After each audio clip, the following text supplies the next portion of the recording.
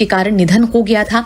शारदा सिन्हा छठ के गीतों के लिए जानी जाती हैं और उनके गाए छठ गीत आज भी लोगों को बेहद पसंद है। संगीत में उनके योगदान के लिए 2018 में, जैसा हमने आपको बताया, कि पद्म विभूषण से उन्हें सम्मानित किया गया। शारदा सिन्हा के गायकी की शुरुआत उनके भाई की शादी में गाए गीत से हुई थी और उसके बाद लगातार उन्होंने कभी भी पीछे मुड़कर नहीं देखा और एक से एक गीत जो है वो बिहार की जनता को और पूरे भारत को वो देती रही थी। गायिका शारदा सिन्हा का निधन हो गया है। अभी अभी ये खबर सामने आई है। आपको बता दें, दिल्ली एम्स में शारदा सिन्हा ने आखिरी सांस ली। शारदा की सोमवार को फिर से तबीयत बिगड़ने की बड़ी खबर सामने आई थी। सोमवार को उन्हें वेंटिलेटर पर शिफ्ट करना पड़ा था। आपको बता दें, शारदा सिन्हा का 72 साल की उम्र में निधन हो गया है और आपको ये भी बता दें कि इस वक्त छठ के महापर्व की आज से ही शुरुआत हुई है, जिसकी वजह से उनके निधन की खबर से काफी मायूसी छाई हुई है। आपको बता दें, दिल्ली के एम्स में उनका इलाज चल रहा था। 72 साल की उम्र में उन्होंने आखिरी सांस ली। बेटे अंशुमन सिन्हा ने फेसबुक पोस्ट कर मां शारदा सिन्हा के निधन की जानकारी दी है। महापर्व के गीत गाकर मशहूर हुई शारदा सिन्हा का निधन छठ पूजा के पहले ही व्रत यानी नहाए खाए के दिन यानी कि आज हुआ। इससे पहले सोमवार को शारदा सिन्हा के बेटे अंशुमान सिन्हा ने अपनी फेसबुक पर अपनी मां की स्वास्थ्य की जानकारी देते हुए लिखा था, शारदा सिन्हा मां कुछ देर पहले वेंटिलेटर पर चली गई हैं। ये खबर इस बार सच है। प्रार्थनाओं और दुआओं की बहुत ज्यादा जरूरत है। गायिका शारदा सिन्हा को साल 2018 में पद्म भूषण से सम्मानित किया गया था।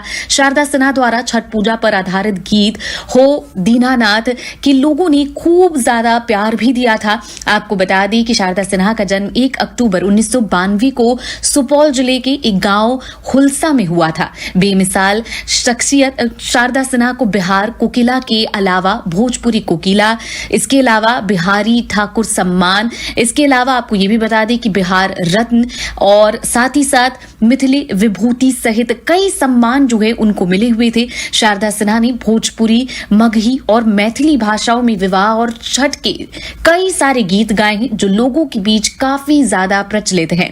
शारदा सिन्हा पिछले कुछ दिनों से एम्स में भर्ती थी। सोमवार की शाम को शारदा सिन्हा को प्राइवेट वार्ड से आईसीयू में शिफ्ट करना पड़ा था। इसके बाद जब उनके हालात बिगड़ने की खबर आई तो उन्हें वेंटिलेटर सपोर्ट पर रखा गया। शारदा सिन्हा का ऑक्सीजन लेवल गिर गया था और फिर उनकी हालात काफी ज्यादा नाजुक बताई गई। Sharda Sinha multiple organ dysfunction स्थिति में थी। प्रधानमंत्री नरेंद्र मोदी ने शारदा सिन्हा के बेटे अंशुमान सिन्हा से फोन पर बातचीत कर उनकी मां का हालचाल भी लिया था। पीएम मोदी ने अंशुमान सिन्हा से कहा था कि वो बिल्कुल मजबूती से अपनी मां का इलाज कराएं। इसके साथ ही पीएम ने अंशुमान सिन्हा को उनकी मां के इलाज में हर संभव मदद का भरोसा भी दिलाया था। आपको बता दें, शारदा सिन्हा के पति का हाल ही में ब्रेन हैमरेज से निधन हुआ था। इसके बाद से उनकी तबीयत भी खराब रहने लगी थी।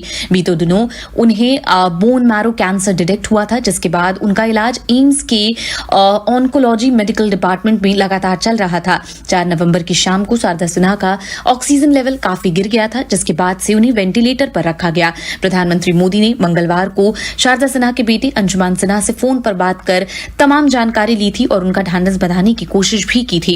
लेकिन इसी बीच एक खबर सामने आई कि फिलहाल शारदा सिन्हा का यहां पर निधन हो गया है। आपको बता दें कि उन्होंने छठ से जुड़े और साथ ही साथ यहां पर जितनी भी बिहारी यहां पर संगीत होते हैं उसको गाने के लिए लगातार यहां पर जो है एक से एक कलाओं का उपयोग भी किया था और साथ ही साथ उनकी आवाज जो थी वो यहाँ साथ ही साथ बिहार के तमाम लोगों को बेहद ज्यादा पसंद आती थी और उनकी आवाज जो है वो बहुत ज्यादा खूबसूरत भी मानी जाती थी और इसीलिए उनके जो गीत हैं, चाहे वो छठ पर्व से जुड़े हों या फिर लगातार चाहे वो शादी ब्याह से जुड़े हों, तमाम जो गीत थे वो बड़े वायरल हुआ करते थे और लोगों की जुबान पर चढ़े रहते थे।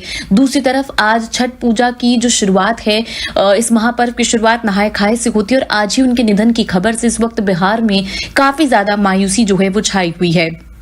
3 नवंबर को हालात में थोड़ा सुधार होने पर वार्ड में उन्हें शिफ्ट कर दिया गया था, जिसके बाद तमाम लोग ये कह रहे थे कि छठी मैया जो है वो लगातार उनके साथ हैं। लेकिन 4 नवंबर की शाम को उनका ऑक्सीजन लेवल काफी गिर गया, जिसके बाद से उन्हें वेंटिलेटर पर डालना पड़ा था। आपको बता दें कि आज केंद्रीय मंत्री गिरिराज सिंह शारदा सिन्हा के स्वास्थ्य के बारे में जानकारी लेने के लिए दिल्ली एम्स पहुंचे थे।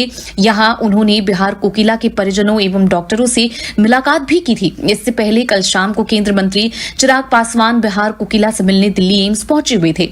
शारदा सिन्हा को 3 नवंबर को ही प्राइवेट वार्ड में शिफ्ट किया गया। उनका ऑक्सीजन लेवल कम हो रहा था, जिसके कारण उन्हें फिर से 4 नवंबर को आईसीयू शिफ्ट किया गया।